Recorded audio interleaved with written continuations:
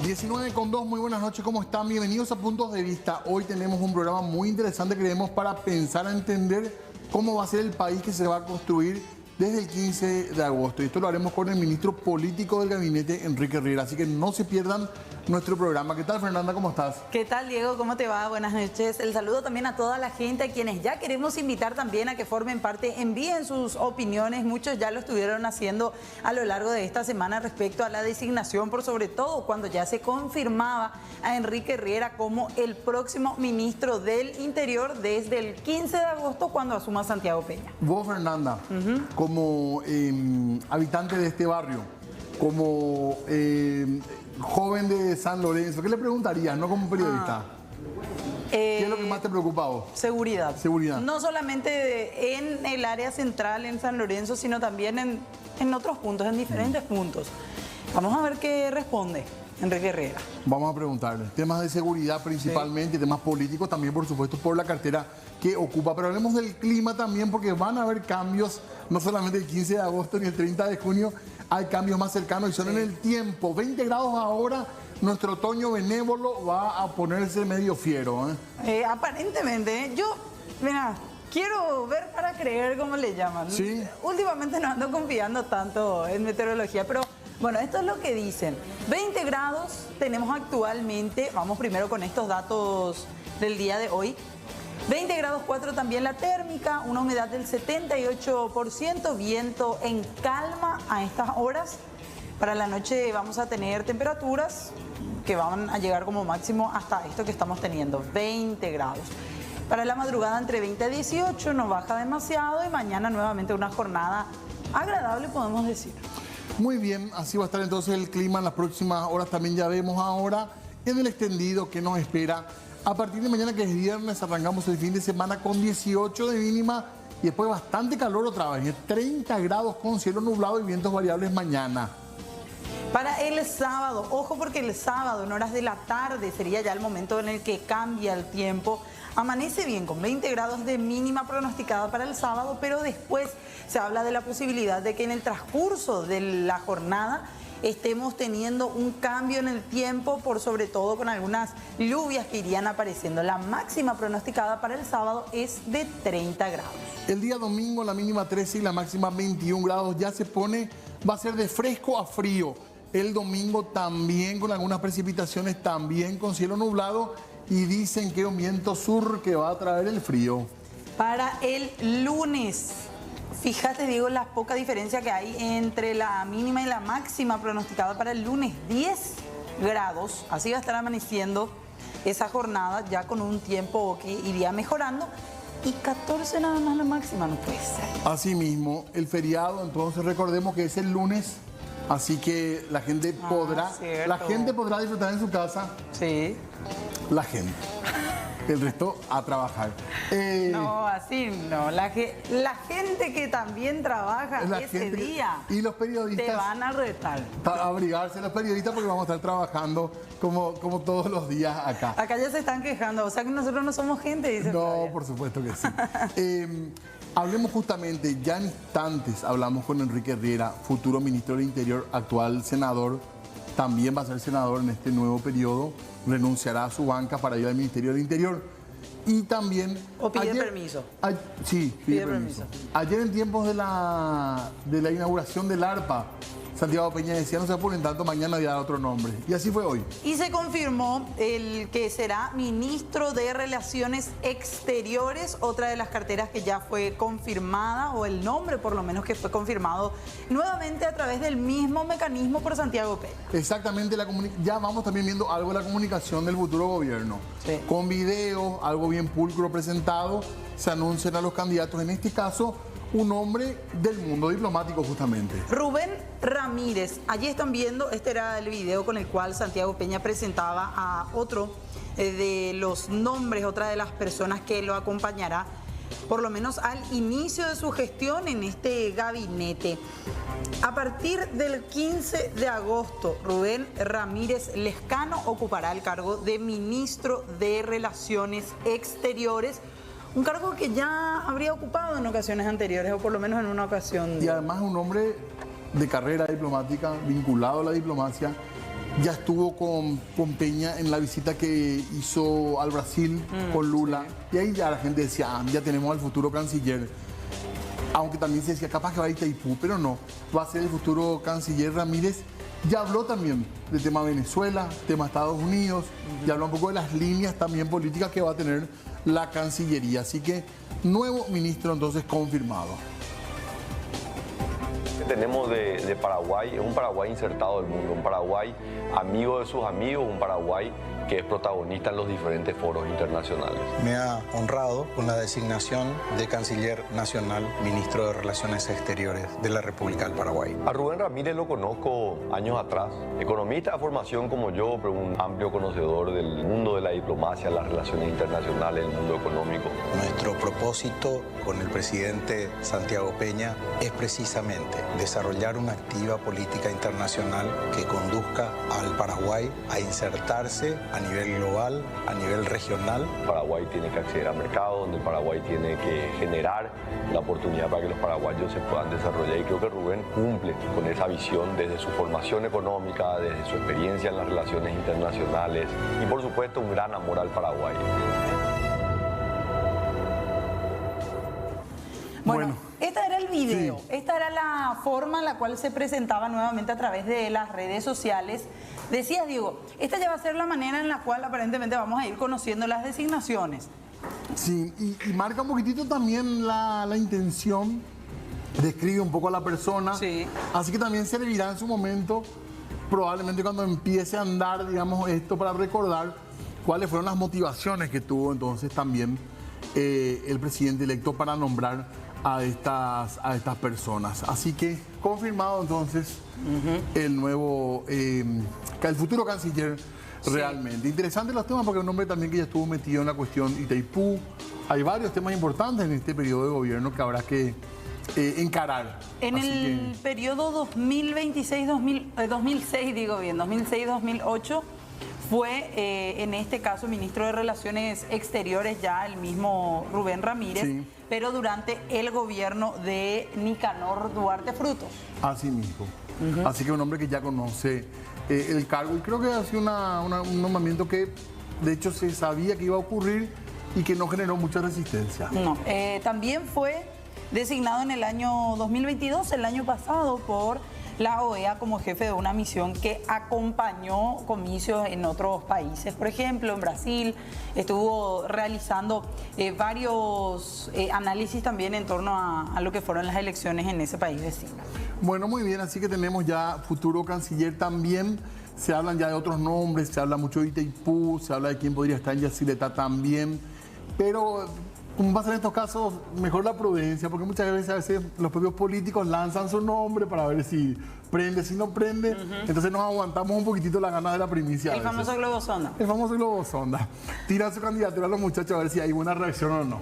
Y hay algunos nombres que ya van corriendo. Van corriendo muchos realmente. Bueno, queremos saludar, como ya anunciábamos, esta noche tenemos de invitado a quien fue el primer anuncio de Santiago Peña dentro de su gabinete, el actual senador nuevamente electo, Enrique Riera, y a su vez futuro ministro del Interior. ¿Qué tal, senador? ¿Cómo le va? Buenas noches, Fernanda, Diego, audiencia, muy contento de estar acá. Muchas gracias por la invitación. Gracias, senador, muy amable realmente, en medio de mucho movimiento nos imaginamos, ¿verdad? Porque no es un cargo fácil para empezar, digamos, ¿verdad? Un cargo complicado, ha sido fusible también históricamente, podemos decir, ¿verdad? Y sí, ni un ministro del Interior que yo recuerde duró 5 años, ¿verdad? Son cargos muy complicados, pero en honor a la verdad, en esta primera semana el presidente me dejó claro que quería que priorice los medios para explicarles un poco la visión que tenemos de las dos tareas que por ley y constitución se le asignan formalmente al Ministerio de Educación, por un lado, del Interior.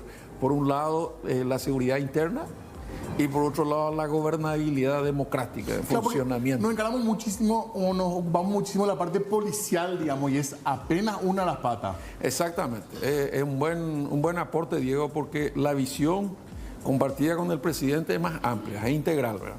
Cuando hablamos de seguridad interna, no hablamos solamente de la policía, que es lo que más conoce la ciudadanía, pero se va a trabajar con intendentes y gobernadores. O sea, para entendernos en un lenguaje claro, fácil, una plaza iluminada de seguridad, un asentamiento urbanizado con necesidades básicas medianamente satisfechas es seguridad.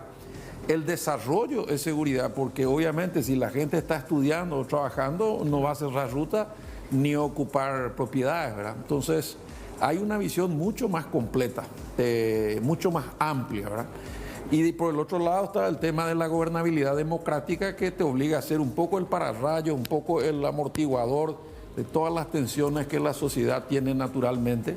Y entonces esa función de articulador, esa función de primer mensajero para ir a desactivar alguna movilización, alguna tensión, algún legítimo reclamo también va a ser parte de mi trabajo.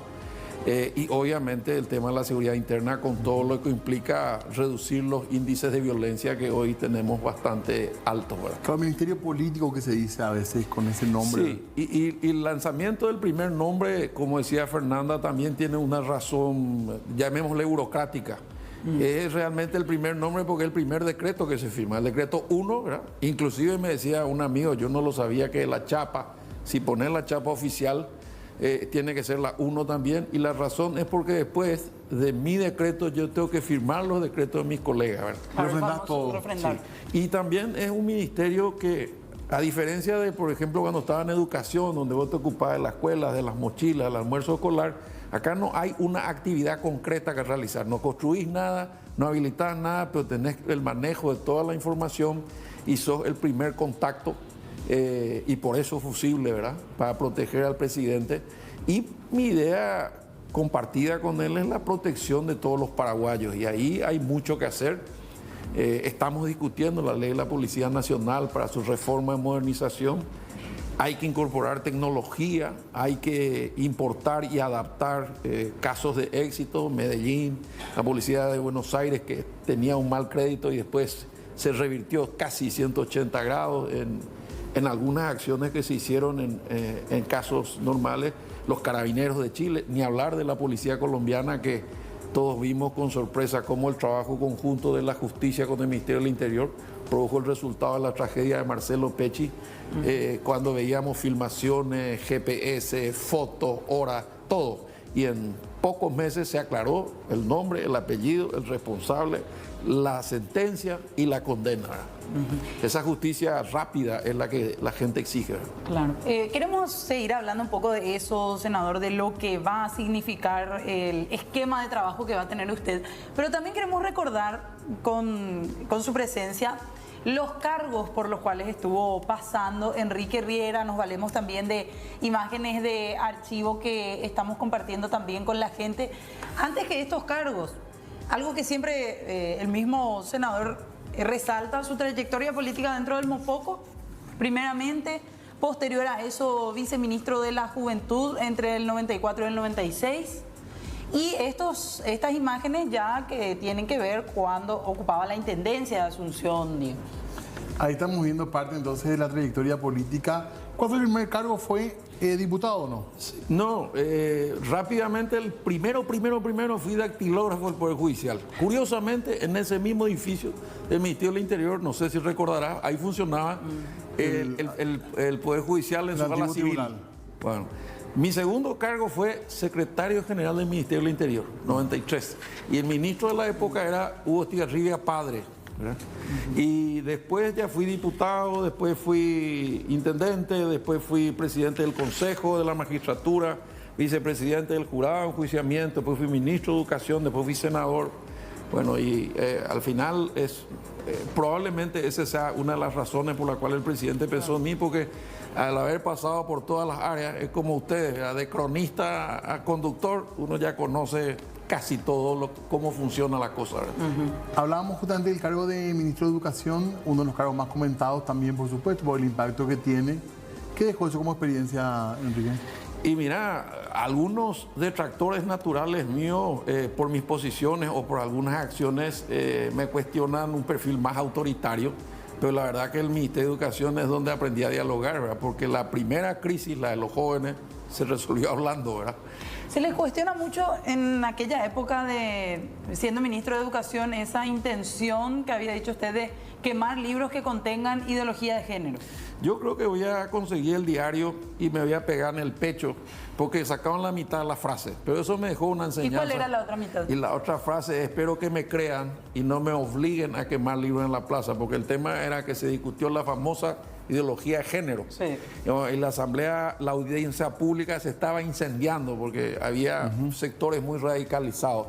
Entonces yo dije, para tranquilidad de todos, mañana voy a firmar una resolución prohibiendo la utilización de la ideología de género en los textos de los colegios públicos. Y espero que me crean y no me obliguen a quemar esos libros en la plaza. Eso fue lo que dije. Pero salió: Riera ofrece quemar los libros en la plaza, y una que se repite, ya está. Quedó como frase. Y claro, vos podés explicar todo. Entonces, nosotros que estamos muy expuestos, probablemente ustedes también, ¿verdad? Pero no fue una frase feliz, convengamos. Claro, no es una frase feliz, pero uno lo dice de buena fe y después de horas de trabajo y con cansancio. Y es como el tema de los aciertos, ¿verdad? Messi metió, creo que 900 goles, pero ya era un penal y es noticia, ¿verdad? ¿Te llama la atención, senador, que eso se cuestione de tu perfil, un perfil autoritario, un perfil no democrático? No, pero es un absurdo, inclusive que el dibujito de Carlos, que es muy lindo, que me hace con el casco muy simpático, con el casco de la policía antes, en el ministerio donde voy a entrar, fue el mismo que ordenó la detención de papá 27 veces y 2 veces al exilio. O sea, pensar que yo voy a perseguir a la gente por sus ideas o por sus reclamos es un absurdo. No va a pasar eso. No existe ni una posibilidad. No va a ser represor. No existe eso. Lo que sí voy a exigir el cumplimiento de la ley, que es obligación mía, de ustedes y de todos los que nos están viendo, porque si no, se crea la impunidad que todo el mundo critica. La sensación que queda es como que hay una gestión para proteger a los más fuertes solamente, a ciertos sectores de la producción, por ejemplo, y no a los sectores más desfavorecidos. Eso es lo que queda más o menos en el ambiente. Bueno, eso senador. es lo que instalan algunos sectores, Diego. Que con malicia va a decir que no. Y mira, ¿cómo se entiende entonces mi lucha por el salario de los docentes? Si los docentes son los más fuertes, me callo, ¿verdad? ¿Cómo se entiende la lucha por las reivindicaciones de los obreros de Itaipú? Que son gente de 60, 70 años de edad, que no tiene ningún poder, ningún peso político. ¿Cómo se entiende mi trabajo con las personas de discapacidad que atiendo en el Senado hace 4 años, ¿verdad? Pero claro, la gente cree que porque uno es firme, que porque uno habla fuerte, que porque uno es dueño de su pase, sostiene sus ideas con firmeza, entonces esto es autoritario, ¿verdad? Pero honestamente a mí no me gusta ser populista, no me gusta decir lo que la gente quiere escuchar. Y si yo digo nadie por encima de la ley, es nadie. Para entendernos, desde el hombre más poderoso del Paraguay hasta el último Juan Pueblo. ¿Por qué te digo esto, Diego? Porque nosotros hagamos una autocrítica como paraguayos, me incluyo, ¿verdad? Los pilas, el pilaje bravío, como dice mi hijo, acá nos formamos fila, me damos detrás de los árboles, cruzamos el semáforo en rojo al santo botón, porque no hay nadie en la esquina. Bueno, ese mismo pila cruza el puente y en Foz de Iguazú se convierte en un japonés. O mi segunda patria, los de Caraguatá, que van a New Jersey. ¿Por qué en otros países se comportan como ciudadanos del primer mundo y acá no? Y la respuesta que yo tengo es porque afuera saben que le van a romper la cabeza con una multa y nadie le va a salvar. Pero acá siempre está el amigo. Che, me tracaban en una barrera los perros viniendo del partido de los EXA. Liberame, pues, Riquito, no somos amigos. Acá te va a saludar el ministro. Y esas cosas son las que terminan generando odiosos privilegios. ¿No va a ocurrir con ustedes? No, señor. No existe ninguna posibilidad. Todos bajo la ley. Y bueno, queremos ver algo de la gestión del Senado también para volver sobre estos temas y después hablar un poco de la estrategia también. Sí, señor. Los temas que preocupan de seguridad, porque es cierto que no es policía, pero gran parte de la preocupación de la gente hoy es salir a la calle tranquilo, ¿verdad? Sí. Exactamente. Bueno, recordábamos, intendente de Asunción 2001-2006. Después ministro de Educación, entre otros cargos también, ministro de Educación 2016-2018. Posteriormente, senador. Se recordó mucho este video que queremos compartir. ¿Tiene audio ambiente, Iván? Esto es en Cámara de Senadores. Vamos a escuchar. Rique, tranquilo, tranquilo.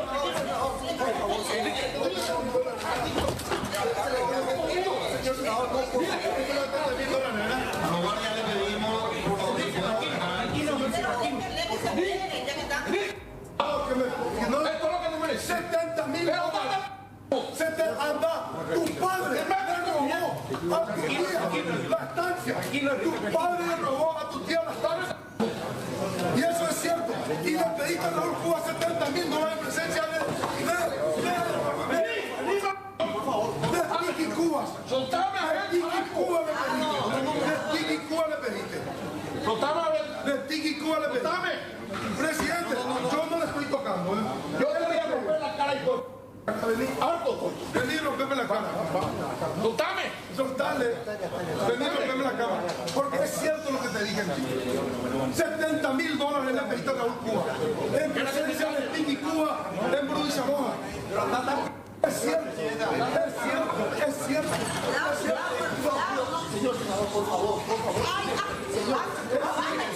¡Carajo! ¡Vos acabas de meter una trompada, carajo! Es cierto. ¡Cobarde! ¡Te acabas de pegar a mí, carajo! La verdad duele, ladrón. Ladrón. Al momento de conocerse su designación, senador, este era un video que recordaba a mucha gente también en medio de la noticia. Y es cierto, y lo advertí, y esta es la consecuencia de la inacción de mucha gente que dejó que llegue a niveles intolerables. Paraguayo Cubas. Una vez tuvimos 1h40 sin sesión porque no se sentaba y porque le amenazaba a todos a quemarles dentro del Senado. ¿Ustedes ya van a ser compañeros en diputados? Pero no solamente compañeros, no, diputados no, pero amigos de toda la vida, cuando él era presidente del Centro de Derecho y yo era el presidente de la Juventud de Mopoco. Y cuando él se fue preso, el que le sacó de la cárcel es mi suegro, patrón Encina Marín. O sea, jamás pensé que este iba a ser el que aparecía 30 años después. Es más, cuando llegó al Senado, su oficina está al lado de la mía y nos vimos como grandes amigos y nos dimos un abrazo fabuloso. Dije, qué bueno que vamos a poder pelear juntos, ¿verdad? Y ocurrió. Vamos, pero En contra, no juntos. No, pero lo que pasa, Fernanda, y hay que decirlo, ¿verdad? Ese fue un día donde nos provocó a todos, incluyéndome, y yo tengo que contar esto, recibí el llamado de mi esposa, que estaba viendo la sesión y me dijo, tranquilo, no le des pelota, no responda nada, y yo le prometí que me iba a quedar tranquilo. Pero cuando me voy al baño, le insulta a mi padre, que falleció en el 2005. Entonces le digo, no vayas a hablar de quien no se puede defender. Él me dijo, venía acá maricón, fue lo último que escuché. Confieso que perdí los estribos porque ya fue la suma de la suma de la suma, ¿verdad? ¿Te volviste a ver con él? No, yo no me encontré más, pero me cansé de advertir hasta que finalmente perdió su banca. Ahora, hoy él, en el caso de Paraguayo Cubas, estamos hablando de una persona que logró capitalizar una cantidad de votos que justamente como ministerio político creo que hay que mirar con muchísima atención, porque se habla mucho del voto de los desencantados. Sí. ¿Ese puede llegar a ser un problema grave, te parece, para el gobierno, Henry? Puede ser un problema serio porque 700.000 personas votaron y votaron 50.000 por alguien que estuvo preso, no hizo campaña y está acusado de algo así como 18 delitos, ¿verdad? Pero si me toca el tema tendré que hablar. Ya no es un problema mío, yo represento al Estado paraguayo y al gobierno. Tendré que intentar hacerle entrar en razón y si no lo logro, bueno, o me costará el cargo o tendrá que cumplir la ley. Porque hoy está detenido, ¿verdad? Y no es porque tuvo problemas con nosotros. El problema es que cuando vos no pones límites, yo te digo con sinceridad, Diego, yo llegué a hablar con él, no una, te diría 100 veces, porque esto fue 1 año y medio antes. Y en un momento dado le dije, ya entiendo ahora, Payo, le dije, yo quiero cambiar los jugadores en cada elección para meter goles a favor de Paraguay y que la selección natural vaya haciendo que lleguen los mejores. El gabinete que está nombrando Santiago, no lo digo por mí, sino por lo que está saliendo, es gente de primer nivel. No hay ninguno que esté averiado ni con problemas y espero que sigamos así. Y él no quiere el campeonato. Él quiere quemar el estadio, matar al refe, pinchar la pelota y apagar las luces y suspender el campeonato. Él quiere una autocracia, él quiere una dictadura, él quiere resolver, él habla de fusilamiento. Vos le preguntás cuáles son los planes de salud y habla de parto natural. Le preguntás cómo va a resolver el problema de seguridad, voy a fusilar a los generales. Vos le decís que la Constitución lo prohíbe y me dicen, no, a mí no me importa. O sea, y yo entiendo que eso, algunos haciéndose los simpáticos y otros muy en serio, patearon en contra del sistema. O sea, esos no son votos ni de Efraín ni del Partido Colorado. Esa gente que no quiere saber nada. y ya pasó en la región. Porque yo estoy convencido que tipos como Maduro, como Chávez, como Ortega, como en su momento Morales, como en su momento Boric, como Petro, todos son candidatos antisistema, toditos. Y obviamente es porque a la democracia no les llega, le falta contenido social, y ahí tengo un gran desafío, porque nosotros pensamos invertir en seguridad, pero para conseguir la percepción, para conseguir inversión, para que la inversión traiga desarrollo, para que el desarrollo haga crecer el PIB, se generen puestos de trabajo, se paguen más impuestos y hagamos un círculo virtuoso. Por eso cuando Santiago me presentó, el presidente dijo que está vinculada la seguridad al desarrollo. Si no hay seguridad, y no hablo solo de seguridad personal y ciudadana, que lo mencionaste, te hablo de la seguridad jurídica, la previsibilidad, ¿qué va a pasar? No puede ser que vos compres un departamento y no te entreguen, o que vos quieras ir a la cancha y no puedas. Tiene que haber una percepción. Un segundito porque tenemos todavía muchísimos temas para hablar y no tanto tiempo ahora. Exactamente. Queremos compartir también algunas posturas sobre su designación y que nos responda también usted, senador. Objeciones, ¿verdad? Gente que objetó el nombramiento del senador como futuro ministro. Exactamente. Compartimos la entrevista que le realizábamos a Oscar Ayala, ex secretario de CODEUPI, defensor también de derechos humanos, y le pedimos al senador que escuche y que después nos responda después de la pausa. Una de las preocupaciones centrales de las organizaciones de derechos humanos y de los movimientos sociales en general guarda relación con la política de represión que se ha implementado hacia fundamentalmente quienes luchan por la reforma agraria, es decir, por el acceso a la tierra fundamentalmente en el contexto campesino, e incluso hacia comunidades indígenas. Recordará también la teleaudiencia la iniciativa parlamentaria de criminalizar las protestas sociales, que bueno, afortunadamente eso no prosperó, pero que es un indicador también. Bueno, de todas estas acciones que en nuestra opinión están encaminadas, digamos, a excluir cualquier otra visión, por ejemplo, el derecho de propiedad, que no sea la propiedad tradicional del latifundio, en desmedro, por ejemplo, de la propiedad colectiva indígena o de los derechos que tienen los campesinos a acceder a las tierras, el senador Enrique Riera fue uno de los protagonistas centrales. Y en ese sentido, su designación, en mi opinión, es absolutamente consistente con esta línea altamente conservadora, excluyente y represiva que hemos vivido por el dato mismo del anuncio que hizo el presidente electo Santiago Peña. En el próximo gobierno se podría estar profundizando. Su punto de vista es muy conocido y, en nuestra opinión, en mi opinión particularmente, y podría decir en general de las organizaciones de derechos humanos y del movimiento social, es una opinión absolutamente incompatible con las obligaciones internacionales que tiene el Estado en materia de derechos humanos, por ejemplo.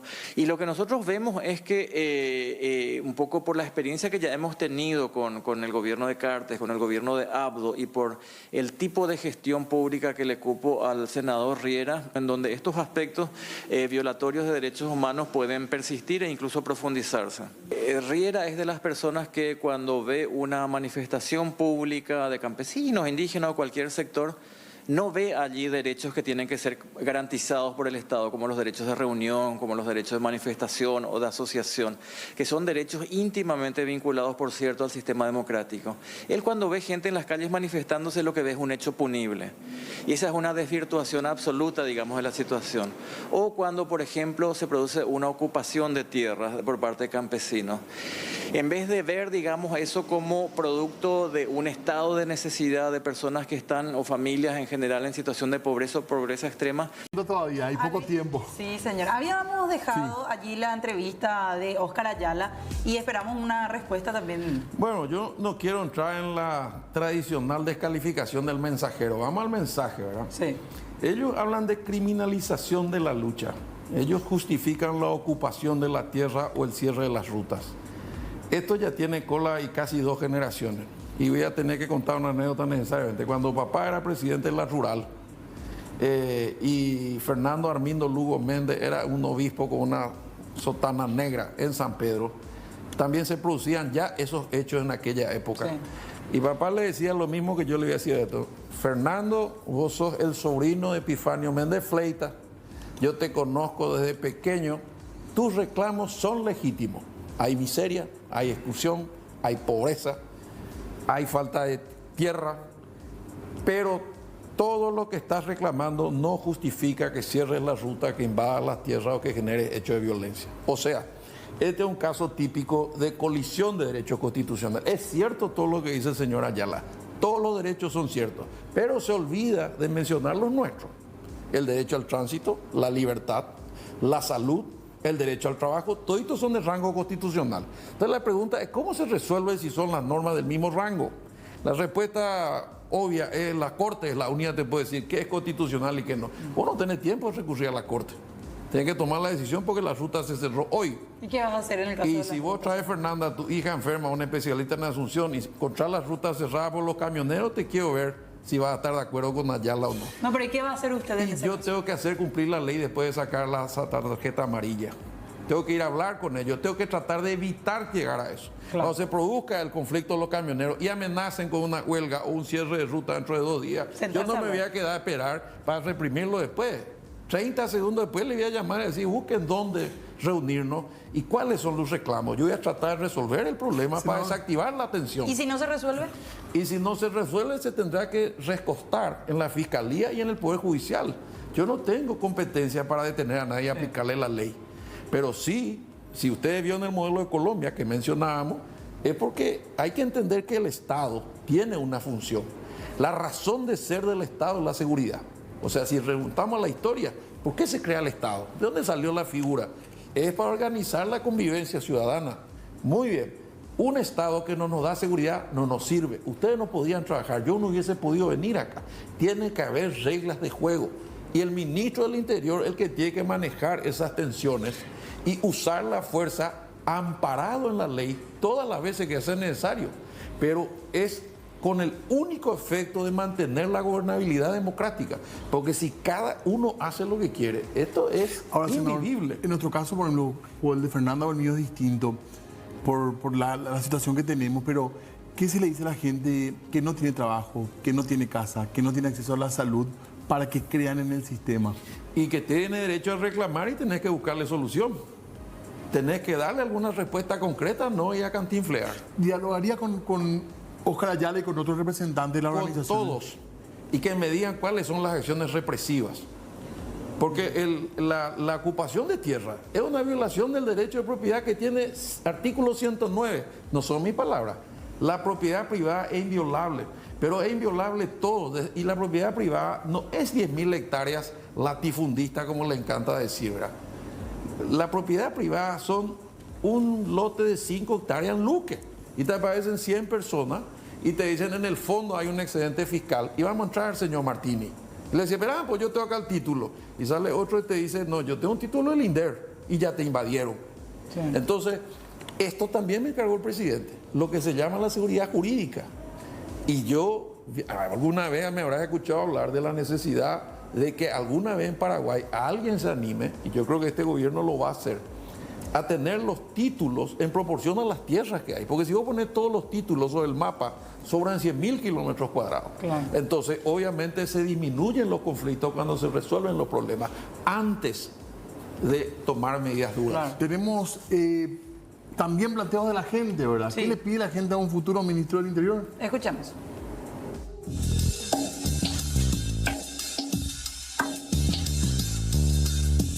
¿Qué opinás y qué esperás del nuevo ministro del Interior? Bueno, realmente hay mucha, como siempre, hay mucha expectativa en relación al nuevo gobierno. Cada vez que asume una nueva autoridad, el común que somos nosotros tenemos cierta expectativa, ¿verdad? Yo particularmente no tengo muchas esperanzas habida cuanto a los antecedentes del señor Riera, ¿verdad?